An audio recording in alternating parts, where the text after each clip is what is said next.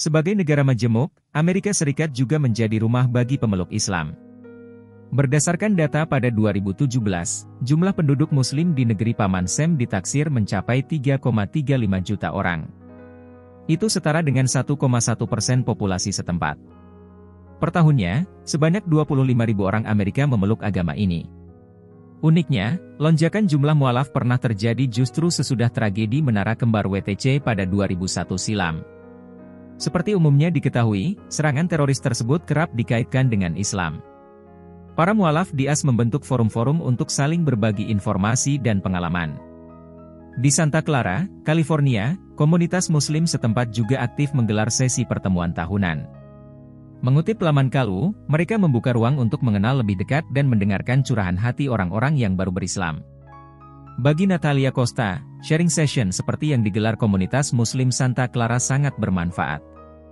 Sebagai seorang mualaf, gadis berusia 26 tahun itu merasa masih terisolasi dari lingkungan sekitar. Itu dirasakannya sejak dirinya memeluk Islam beberapa tahun lalu. Awalnya, Natalia mengikuti forum ini secara tidak sengaja. Saat mengunjungi Santa Clara, dia berusaha mencari-cari masjid untuk menunaikan sholat 5 waktu. Ketika asyar tiba, ia bersyukur menemukan masjid. Usai beribadah, ternyata jamaah setempat menyilakannya untuk ikut dalam pertemuan tahunan. Yang salah satu sesinya berbicara tentang masalah mualaf. Ia mengaku senang dengan diskusi-diskusi yang disajikan. Peserta umumnya adalah orang Islam yang memiliki pengalaman serupa dengannya. Yakni, menjadi Muslim bukan sejak lahir, melainkan pencarian pribadi. Gadis berkerudung biru muda itu mendengarkan pemaparan para pemateri dengan saksama. Tiba saatnya sesi tanya-jawab, ia pun memberanikan diri untuk bertanya. Yang diajukannya mungkin lebih tepat disebut sebagai uraian, alih-alih pertanyaan. Natalia menceritakan, dirinya adalah seorang perempuan keturunan Brasil Amerika. Sejak Desember 2016 lalu, ia memutuskan untuk menjadi Muslim. Sebelumnya, gadis berkacamata ini adalah pemeluk Katolik. Perpindahannya ke Islam terjadi tidak secara tiba-tiba. Ada proses yang cukup panjang hingga akhirnya hati dan pikirannya mantap memilih agama Tauhid. Perkenalannya dengan Islam pun dimulai setelah dirinya beralih dari satu gereja ke gereja lainnya. Dari Katolik, Natalia saat itu menjadi pengikut Presbyterian. Tidak puas, dia lalu beralih ke aliran Baptis hingga Kristen Masehi Advent hari ke-7. Yang membuatnya terus mencari adalah dorongan untuk menemukan kebenaran. Ia ingat, suatu hari dirinya pernah bertanya ke ibunya.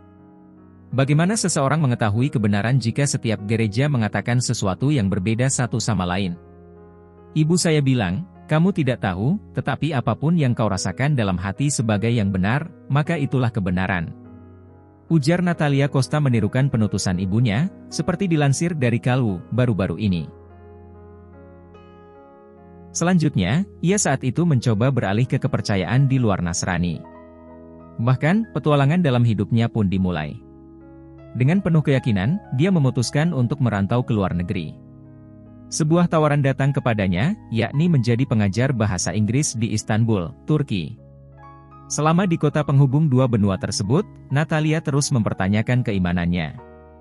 Walaupun orang-orang Turki kebanyakan Muslim, dia belum begitu tertarik untuk mengenal Islam hingga saat itu. Ia masih tertarik pada ajaran Buddha. Namun, lagi-lagi Natalia merasa tidak pasti. Konsep ketuhanan dalam agama ini belum begitu meyakinkannya. Sementara, pergaulannya sehari-hari semakin banyak interaksi dengan orang-orang Islam. Beberapa dari mereka bahkan menjadi sahabat terdekatnya. Maka, ia pun mulai serius mempelajari ajaran Islam. Sejauh yang diketahuinya hingga saat itu, agama tersebut sering dikaitkan dengan radikalisme atau terorisme. Kejadian September 11 menyebabkan stigma atas muslimin, khususnya di AS. Kini, ia sedang bermukim jauh dari Amerika. Budaya di Turki sangat berbeda dengan AS. Suara azan berkumandang mengisi langit tiap 5 waktu dalam sehari. Masjid-masjid pun jamak ditemui di tiap sudut kota. Para perempuan muslim menutup rambut mereka dengan kerudung serta mengenakan pakaian longgar. Semua hal itu sangat jarang dijumpainya di negeri asal. Diakuinya, rutinitas sehari-hari di Istanbul membuatnya semakin tenggelam dalam budaya Islam. Namun, itu justru membuat hati dan pikirannya tenang. Sebab, Natalia melihat pada kebanyakan kawan-kawannya yang muslim, hidup mereka seperti sudah terarah jelas. Suatu hari, seorang temannya meminjamkan terjemahan Al-Quran dan buku-buku lain tentang Islam kepadanya. Perempuan ini menerima semua itu dengan terima kasih. Setiap hari, bahan bacaan itu dicernanya dengan penuh perhatian. Ia menemukan, konsep ketuhanan dalam Islam sangat sederhana. Dan, justru karena itulah konsep tersebut begitu diterima akal logika. Allah adalah Tuhan. Allah tidak beranak dan tidak pula diperanakan. Maka, tidak ada itu penambahan atau status lain bagi Tuhan, semisal anak, bapak dan sebagainya. Barulah Natalia mengetahui tentang tauhid. Selain itu, ia mendapatkan pencerahan tentang kedudukan nabi-nabi dalam Islam. Agama ini mengakui kenabian Isa, Yesus, dan Musa. Al-Quran yang diturunkan kepada Nabi Muhammad adalah kitab terakhir yang diturunkan Allah. Sebuah ayat dalam surah Az-Zuhruf menyentuh hati perempuan ini. Arti ayat tersebut, dan jika engkau bertanya kepada mereka, siapakah yang menciptakan mereka? Niscaya mereka menjawab, Allah. Jadi bagaimana mereka dapat dipalingkan dari menyembah Allah? Firman suci itu seolah-olah mengajak pembacanya untuk merenung, melakukan pencarian Tuhan yang benar. Lalu, surah lainnya adalah Al-Ikhlas. Melalui surah tersebut, ditegaskan bahwa Allah Subhanahu wa Ta'ala adalah Tuhan pencipta alam dunia. Dia tidak memiliki anak dan tidak dilahirkan. Allah itu satu. Saya belajar lebih banyak tentang itu, tauhid, dan saya pun akhirnya menemukan kebenaran dalam Islam. Saya menemukan banyak konsistensi di dalam ajarannya, ujar Natalia Costa. Dari interaksi dengan kawan-kawan muslimnya, ia pun mulai tertarik untuk mengenal riwayat kehidupan Nabi Muhammad. Sebab, tidak mungkin memahami ajaran Islam tanpa mengetahui sifat-sifat pembawa risalahnya. Berbagai buku biografi Rasulullah diselaminya. Ternyata, banyak asumsi-asumsi yang keliru tentang sosok ini. Kisah-kisah teladan beliau pun membuat Natalia semakin bulat untuk sampai pada keputusan memeluk Islam. Maka, selang beberapa waktu sebelum kembali ke Amerika, dia telah mengucapkan 2 kalimat syahadat. Persaksian itu menegaskan bahwa ia mengakui tidak ada Tuhan selain Allah, dan Nabi Muhammad adalah utusannya. Resmi sudah perempuan tersebut menjadi seorang Muslim. Sebagai mualaf, ia ingin menjalankan kewajiban agama dengan sebaik-baiknya. Dimulai dari caranya berbusana. Natalia mengaku, dia langsung memakai hijab begitu memutuskan menjadi Muslim. Ia ingat, kawan-kawannya di Istanbul menolongnya untuk mencarikan jilbab yang pas dan bagus untuknya.